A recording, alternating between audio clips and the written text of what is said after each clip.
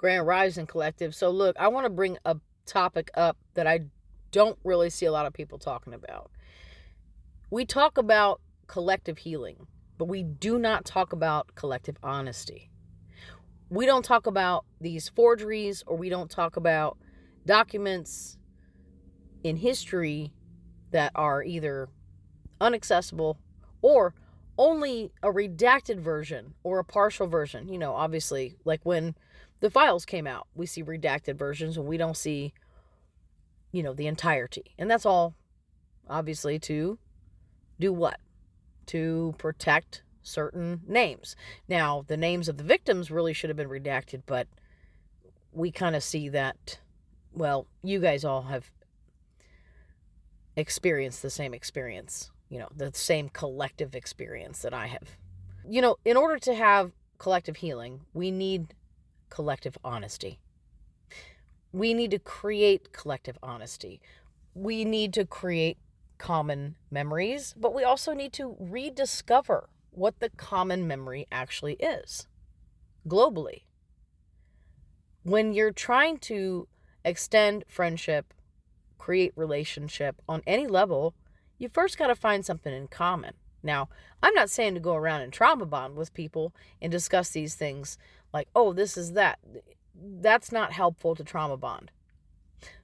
But I will say this. Redacting publications, it's a way of presenting itself as this is the truth, this is mostly the truth. But what about the pieces that were redacted, and why were they redacted? Well, a lot of times if you're like me, I'm a social justice researcher, and I have been my whole life. I didn't really kind of know that. I didn't really put that label on myself. I was just really more curious as to why my family behave the way that they do, or people like in school, the kids in school behave the way that they did, or other people's families, where you got like a black sheep kid who's like loving life and can't understand why, people have these like strange impressions or pressure that they place onto people who look like they fit into a particular category, even though that category is incredibly overgeneralized. And so, like when you look at somebody with pale skin, you just assume automatically that they're white. But there are a lot of people with pale skin who are actually indigenous from other places.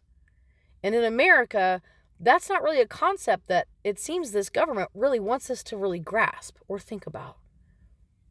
Those are those problem, question, answers that intrigue me. This document here, I wish that I had come across it in a much earlier age. But Audre Lorde is one of my favorite authors. And to see her work being redacted and then used for education, for this instance, it was used for homophobia, right? And I thought it was, why was her work good enough to use for that? She herself never really became hugely popularized, very censored. I mean, even, James Baldwin, to take a page out of his kind of life and what he did was, he had to move overseas in order to publish a lot of his books because of the way that he spoke. And I'm glad that he did that so we could read his works, because he really had something to say. Same with Audre Lorde. These are lived experiences of people who are living in the intersections of, oppression, to which I thought it was a very amazing title. There are no hierarchies of oppression, which she's right. So I'm going to read the original version, not the redacted version. This is the real version, and this is the redacted version that was used for New York education. There is no hierarchy of oppression, by Audre Lorde. I was born black and a woman.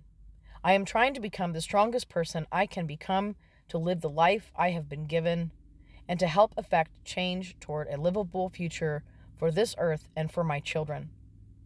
As a black, lesbian, feminist, socialist, poet, mother of two, including one boy and member of an interracial couple, I usually find myself part of some group in which the majority defines me as deviant, difficult, inferior, or just plain wrong. From my membership in all of these groups, I have learned that oppression and the intolerance of difference come in all shapes and sizes and colors and sexualities. And that among those of us who share the goals of liberation and a workable future for our children, there can be no hierarchies of oppression. I have learned that sexism, a belief in the inherent superiority of one sex over all others and thereby its right to dominance, and heterosexism, a belief in the inherent superiority of one pattern of loving over all others and thereby its right to dominance, both arise from the same source as racism, a belief in the inherent superiority of one race over all others and thereby its right to dominance. "Oh," says a voice from the Black community, "but being Black is normal." Well, I and many Black people of my age can remember grimly the days when it didn't used to be. I simply do not believe that one aspect of myself can possibly profit from the oppression of my other part of my identity. I know that my people cannot possibly profit from the oppression of any other group which seeks the right to peaceful existence. Rather, we diminish ourselves by denying in others what we have shed blood to obtain for our children. And those children need to learn that they do not have to become like each other to work together for a future they will all share. The increasing attacks on lesbian and gay men are only an introduction to the increasing attacks upon all Black people. For whatever oppression manifests itself in this country, Black people are potential victims, and it is a standard of right-wing cynicism to encourage members of oppressed groups to act against each other. And so long as we are divided because of our particular identities, we cannot join together in effective political action.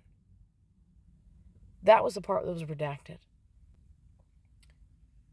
Within the lesbian community, I am Black, and within the Black community, I am a lesbian. Any attack against Black people is a lesbian and gay issue because I and thousands of other Black women are part of the lesbian community.